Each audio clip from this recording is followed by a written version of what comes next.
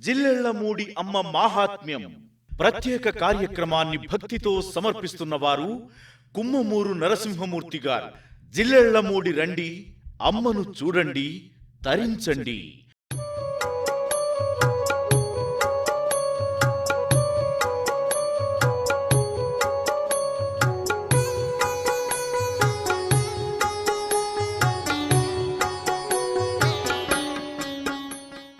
ప్రతివాడు తన బిడ్డల వలె ఇతరులను ప్రేమించగలిగితే ఈ ప్రపంచంలో కక్షలు, కార్పణ్యాలు, ద్వేషాలు, దౌర్జన్యాలు, మారణకాండలు, మహాసంగ్రామాలు వీటన్నింటికీ తావెక్కడిది. ఈ లోకమంతా శాంతిమయంగా, కాంతిమయంగా కావాలని అమ్మ ఆకాంక్ష.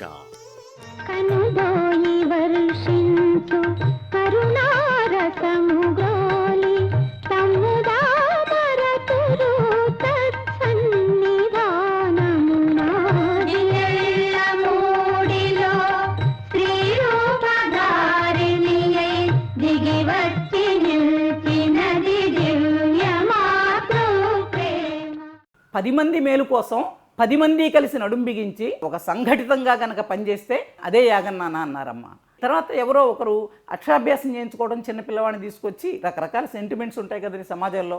అమ్మ చేత అక్షరాభ్యాసం చేయించుకుంటారు, అమ్మ చేత అన్నప్రాసన చేయించుకుంటారు, అమ్మ దగ్గర వివాహం వేడుకలు జరిపించుకుంటారు, ఉపనయనం చేయించుకుంటారు వాళ్ళ వాళ్ళ ఆచారాల ప్రకారం. అక్షరాభ్యాసంకి వస్తే అమ్మ ఆ బలపం తీసుకుని సరే అతని బాబు చేత ఓం నమ శివాయ అని రాయించి దిద్దించారు.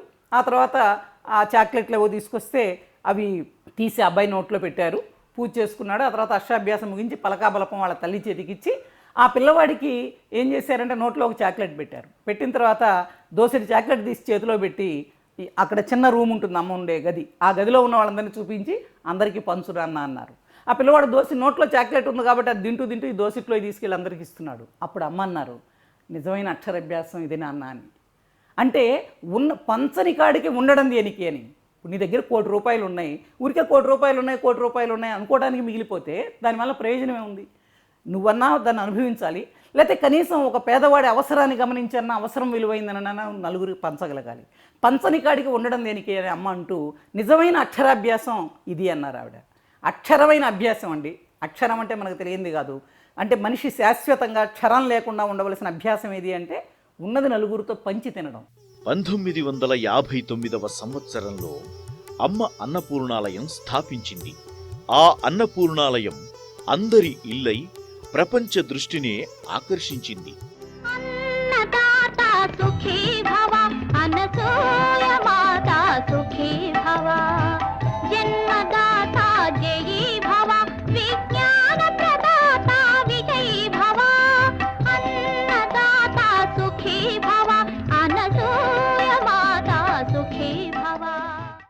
జిల్లెళ్లమూడి లాంటి కుగ్రామంలో బస్సు సౌకర్యం కూడా ఉండేది కాదు. 7వ మైలు రాయి దగ్గర బాపట్ల పెదనందిపాటు రోడ్లో 7వ మైలు రాయి దగ్గర దిగి మేము నడిచి వెళ్ళేవాళ్ళం ఆ గ్రామంలోకి. వర్షం వస్తే 2 ఉరవలు ఉండేవి దారిలో, దాన్ని దాటిపోవాలంటే చాలా కష్టంగా ఉండేది. అటువంటి కుగ్రామంలో గుడిసెలు మాత్రమే ఉండేవి, పూరిళ్ళు మాత్రమే ఉండేవి, 1 2 పెంకుటిళ్ళు ఉండేవి ఆ రోజుల్లో. అట్లాంటి చోట నా ఏదే ఒకసారి సంభాషణలో ఇక్కడ ఒక హోమియోపతిలో డిగ్రీ తీసుకుంటుంటే ఒక అబ్బాయి వస్తే, ఈ ఊళ్ళోనే ఆసుపత్రి పెట్టకూడదన్నా అన్నది. ఈ ఊళ్ళో ఏమిటి, ఆసుపత్రి ఏమిటి?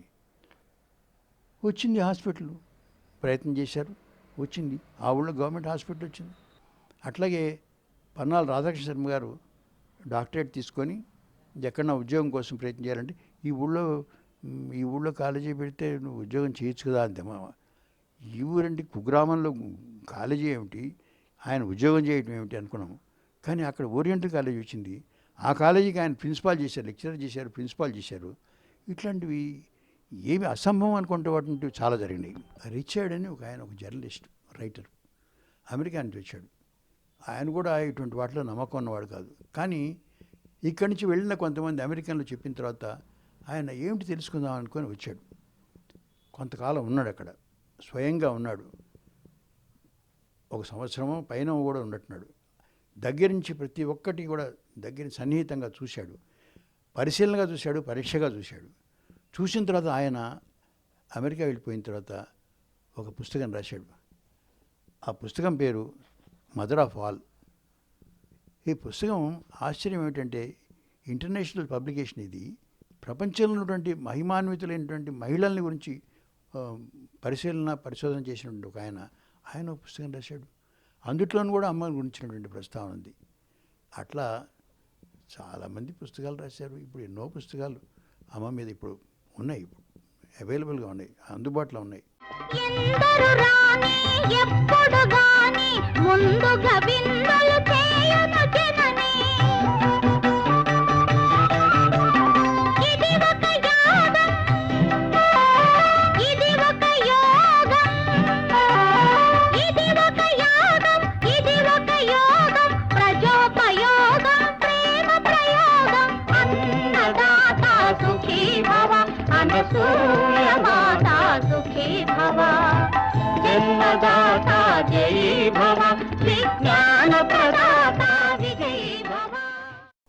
అమ్మ కాలస్వరూపిణి అంటే ఏమిటంటే ఆ స్థితిలో ఎక్కడ ఏమవుతుందో కాలాన్ని శాసించే రూపం అది. మనం ఇవన్నీ కూడా లలితా సహస్రనామంలో నామాలు చదువుతూ ఉంటాం. అమ్మ దగ్గర ఉంటే లలితా సహస్రనామంలో ఆ నామాలన్నీ కూడా చూసినట్టుగా మనకు కనిపిస్తూ ఉంటుంది. అమ్మ దగ్గర పోయి మంచి ఎండగా ఉందనుకోండి, ఏదో బయటికి వెళ్తున్నాం అనుకోండి, అమ్మ చెప్తుంది, నాన్న వాన వస్తుందేమో, వాళ్ళ నాన్న వెళ్ళొద్దురా, ప్రయాణం చేయొద్దని చెప్తుంది. ఎందుకంటే ఆ రోజుల్లో నడిచిపోవాల్సి వచ్చేది విలేజ్ నుంచి దూరానికి అని చెప్పింది అనుకోండి. ఆ అమ్మ బాగా ఎండగా ఉంది కదా, మేము వెళ్తామమ్మ, ఏం రాదంటాం. జస్ట్ ఒక పావు గంట మీరు కింద నడవటం మొదలు పెడితే తుఫాను వచ్చేస్తుంది. అంటే ఏమిటంటే అమ్మ దగ్గర కూర్చుంటే ప్రతి నిమిషం మనకి లలితా సహస్రనామంలోని రూపాలు మనకు కనిపిస్తూ ఉంటాయి. ప్రాక్టికల్గా మనం అనుభవిస్తాం. సర్వంతర్యామి, సర్వమయి, కాలస్వరూపిణి, ఇక మీరు ఏమన్నా చెప్పండి, అన్నీ అమ్మ రూపాల్లో అమ్మ దగ్గర మనం చూస్తూ ఉంటాం.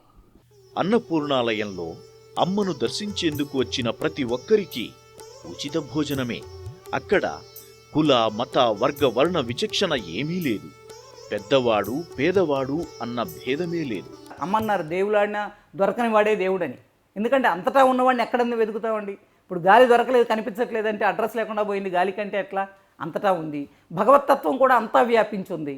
అందుకని దేవులాడినా దొరకని దేవుణ్ణి దేవులాడి విసిగి వేసడం ఉంది. సాధనలన్నీ తప్పించే కంటే మీ తపనంతా కూడా తపనే తపస్సు అన్నారు. ఇలాంటి వాళ్ళ కోసం తప్పించండి, వికలాంగుల కోసం తప్పించండి, నిరుపేదల కోసం తప్పించండి, ఆధారపడే వాళ్ళ కోసం తప్పించండి, వయోవృద్ధుల కోసం తప్పించండి, ఆధారం లేని అనాథల కోసం తప్పించండి, చదువుకోవాలని శ్రద్ధుండి చదువుకోలేనటువంటి పేద విద్యార్థుల కోసం తప్పించండి. వాళ్ళ అవసరాలు చూడండి. ఇదే నిజమైనటువంటి ముక్తి. సమాజం అంటే, సామాజికమైనటువంటి సందేశం అంటే అమ్మ వాచ్యంగా చెప్పిన సందేశం అది. ఆచరణలో చేసింది వసుధైక కుటుంబకం. ఒక్కసారైనా సరే అమ్మను చూసామనో, ఆ జిల్లెళ్ళముడిలో భోజనం చేసామనో, జిల్లెళ్ళముడు అనే గ్రామం ఉందనో చెప్పుకుంటేనే చాలు, శరీరం ఆనందంతో పులకిస్తుంది. ఆధ్యాత్మిక జీవనాన్ని, సామాజిక సేవను కలనేతగా పెనవేసుకున్న నూతన మానవ విధానాన్ని మన ముందు ఆవిష్కరించింది అమ్మ. మాధవత, మానవత, ఈ రెండింటి విచిత్ర సమ్మేళనంతో నవరసభరితమైన విశిష్ట వ్యక్తిత్వం మాతృశ్రీది.